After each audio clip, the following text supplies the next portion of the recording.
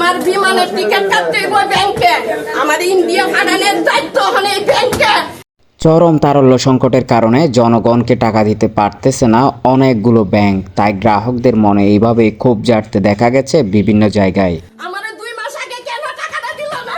মুমূর্ষু স্বামীর চিকিৎসার খরচ তুলতে এসেছিলেন এই নারী, কিন্তু ব্যাংক তা দিতে ব্যর্থ হওয়ায় একসময় ক্ষোভে ফেটে পড়েন তিনি। অন্যদিকে ভাইরাল হওয়া সিসিটিভির আরেকটা ফুটেজে দেখা যায় ক্যাশে থাকা একজন ব্যাংক কর্মীকে হঠাৎই এসে মারধর শুরু করে একজন গ্রাহক। এই চিত্রগুলোই এখন ব্যাংক পাড়ার নিয়মিত চিত্র হয়ে দাঁড়িয়েছে।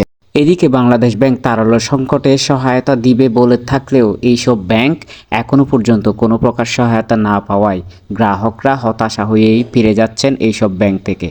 অন্যদিকে সময় মতো টাকা না পাওয়ায় চরম দুর্ভোগে আছে দেশের মানুষ। ব্যাংক থেকে টাকা তুলতে না পারায় কারো মেয়ের বিয়ে আটকে আছে, কারো বা রোগী হাসপাতালে মৃত্যুর সঙ্গে পাঞ্জা নড়ছে, আবার কেউ বা বিদেশ যেতে পারতেছেন না।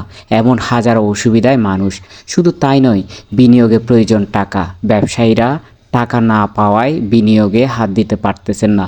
এতে করে দেশের অর্থনীতিরও একটা বড় ক্ষতির সম্মুখীন হচ্ছে বলে জানানো হয়। মূলত শেখ হাসিনা সরকার পতনের পর ব্যাংক খাতের বিভিন্ন সমস্যা সামনে আসতে শুরু করে।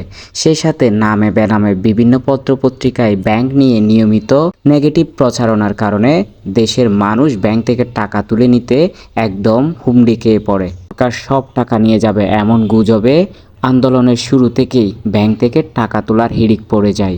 এতে করে ব্যাংকগুলো তারল্য সংকটের সম্মুখীন হয়। বিশেষ করে ইসলামী ধারার ব্যাংকগুলো বর্তমানে সবচেয়ে তারল্য সংকটে ভুগছে। বাংলাদেশ ব্যাংকের সহায়তা কি পর্যাপ্ত?